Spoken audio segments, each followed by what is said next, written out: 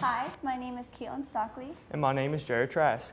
and we come from Newfoundland representing the Atlantic region, and we attend Holy Spirit High School in Newfoundland. Okay. Pond scum or green gold. Our project focuses on shedding light on microalgae to biofuel productions in cold environments. We set out to explore the possibilities of cultivating different strains of microalgae, and from that, producing biofuel. You may wonder, what are microalgae? Microalgae are microscopic, single-celled organisms that have a similar molecular structure to that of petroleum products. For this reason, we know that it would be compatible with today's technology and infrastructure. As microalgae grows, lipids accumulate, and from the lipids, we are able to produce biofuels. Microalgae has many advantages over crop-based biofuels. They use less water, they can be grown all year round and harvested daily, and there's no land displacement of food crops. And finally, for our hypothesis, we suspected that our local algae would do better, produce higher oil yields, using our zoxylate extraction, which we will talk about later on in our discussion. Okay, so for our project, we identified two strains that we wished to cultivate. And these were our local algae, which we identified as our Shendemis, and we got this from a local spring in Holyrood, Newfoundland. And our second strain was that of our Euglena, which we got from the Memorial University of Newfoundland. Each species was cultivated in a closed 5-liter photobioreactor. And actually, it was in my house. It was completely sealed off, so no one was allowed in the room, or kitchen actually. It was kind of funny. My mom wasn't too pleased. But for 69 days, no one was allowed in, just for once a day to check the temperatures. And we also had many things constant throughout. These were that our nutrients, we had added Schultz plant food every 15 days.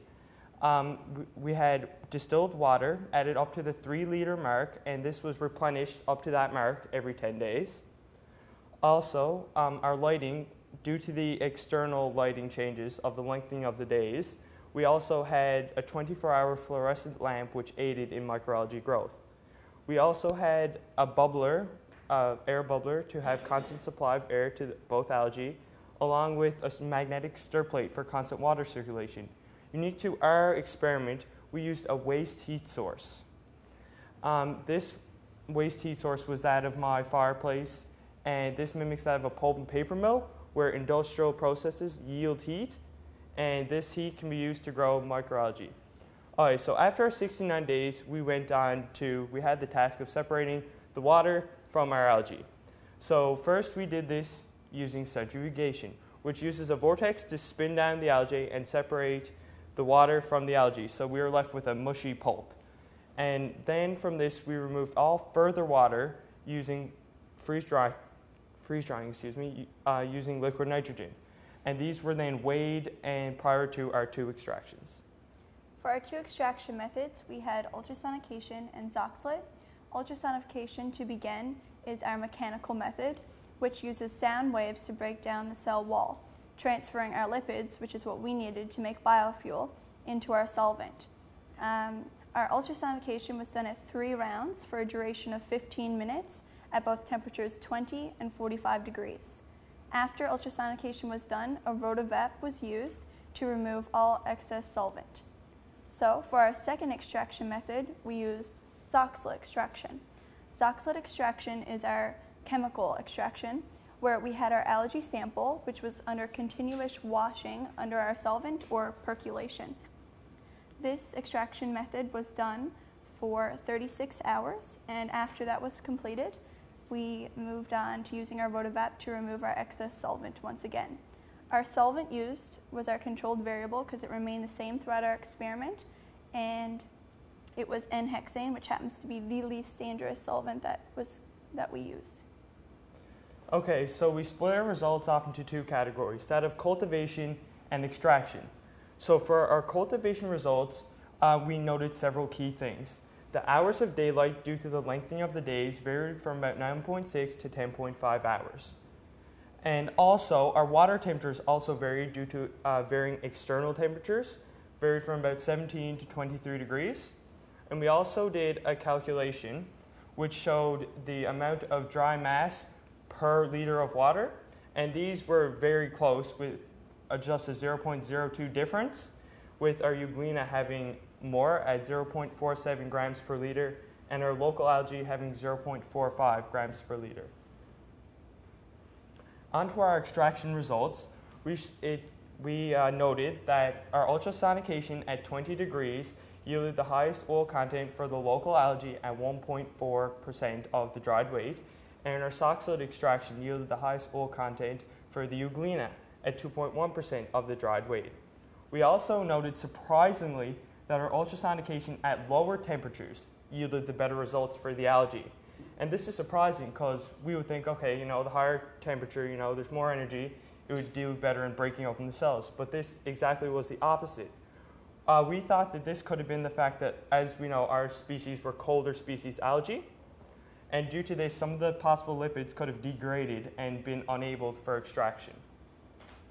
The final test we did was an Atroscan lipid analysis, and this would show the lipid classes within our extracted algal oil. We noted that the highest concentration of these usable lipids for our local algae was at our local algae using the soxhlet extraction method, and this was at 70.6%. Our key categories, as we see here, are that of our hydrocarbons, triglycerides, and our free fatty acids.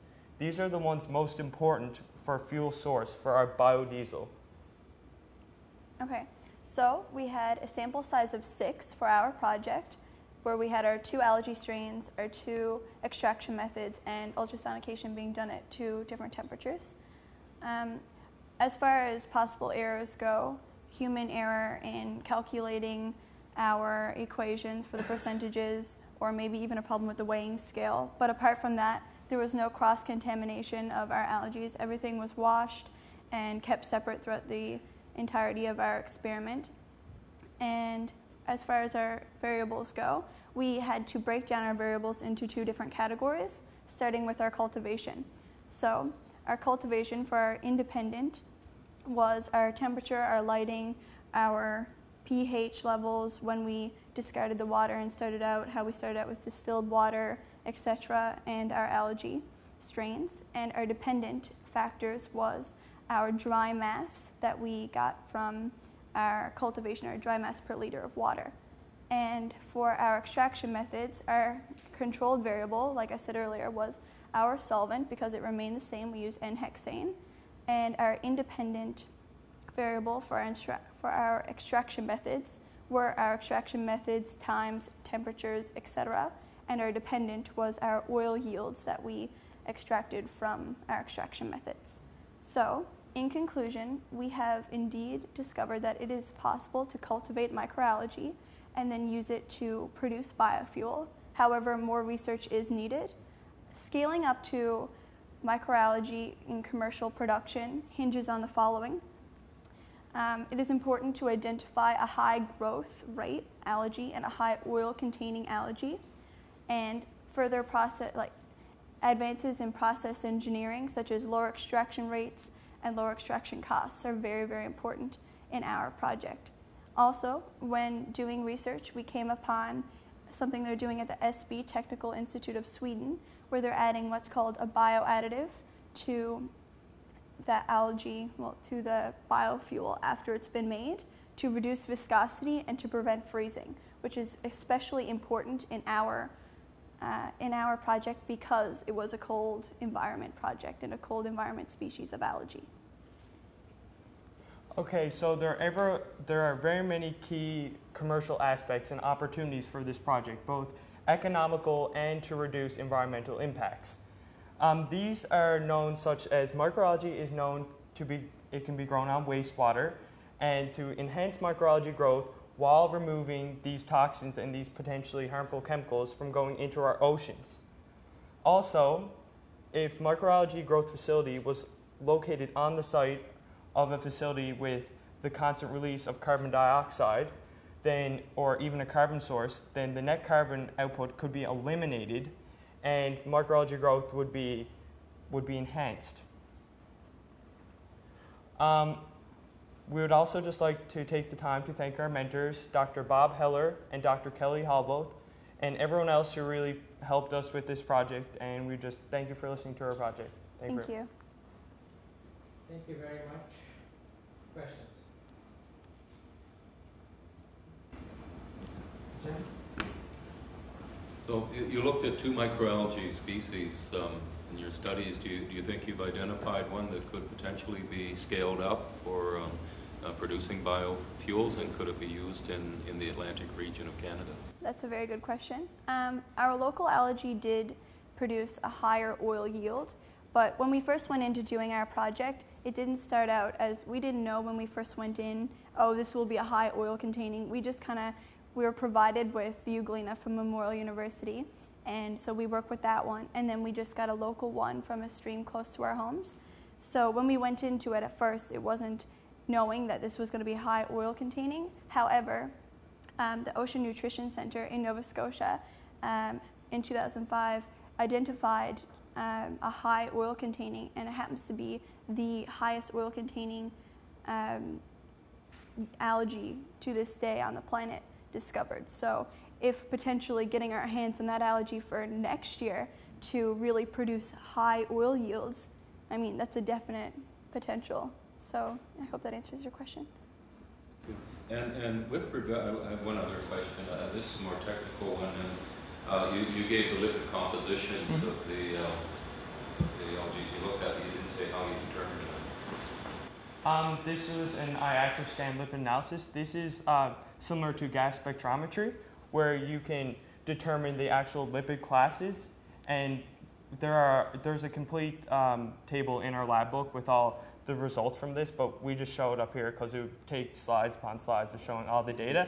Yeah, so we just showed the key classes. In making the biofuels. And did you do those experiments yourself? It was a gas chromatography you used, you said? Well, that's what it's similar to, where it's a lipid. It's very similar, but actually that was the one thing we weren't allowed to do. They're very, very, very nitpicky about who gets into the Oceanside Center where we did it.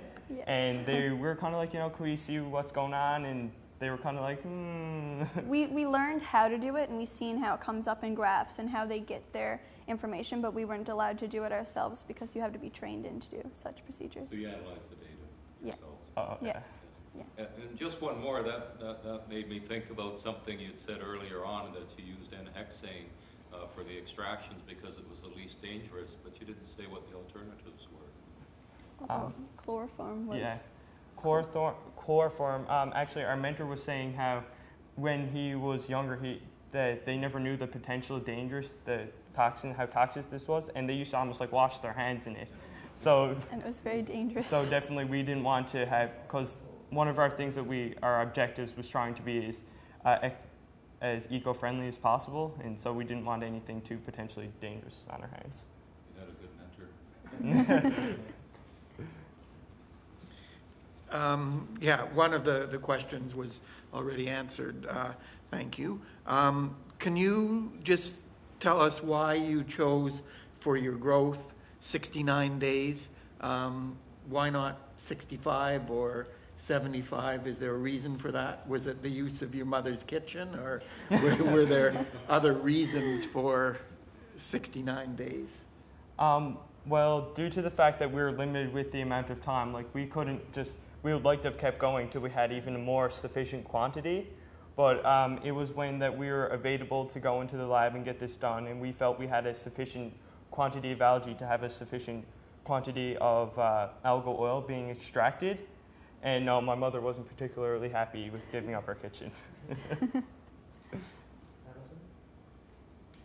Can you explain a little bit more about the waste heat source? You were saying how you did it and how it relates, because that's a potentially interesting commercial application as well. Well, we had, in Jared's kitchen, there was no one allowed in the room, and the temperature was turned off in that room. And throughout the winter, they would use their firewood place, and when they were using it, they would be giving off waste heat that they were using to keep them warm, not for the augment of algae growth. However, it did really augment, it helped the algae grow using a waste heat source. So unique to our project and really important for our project.